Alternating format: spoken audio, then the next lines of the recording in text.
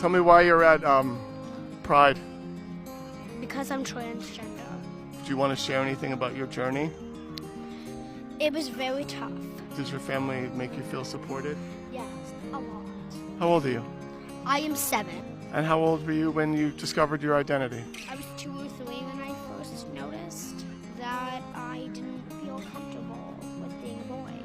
How did your child discover this identity? How did this come about? So ever since she was little, she was always a princess, always. She sort of like every once in a while would mention ideas of like wanting to be a girl, of feeling more like a girl. And then, hi cutie pie. She started asking to like socially transition about 1.5 years ago, and her school's been fantastic. Your family, your friends, everyone like makes you feel supported and loved. Except for my friends. I didn't tell them that yet. Oh, wait, do you want to be on the internet talking about it then? Yeah. Okay. I hope to be famous one day. What do you want to be famous for?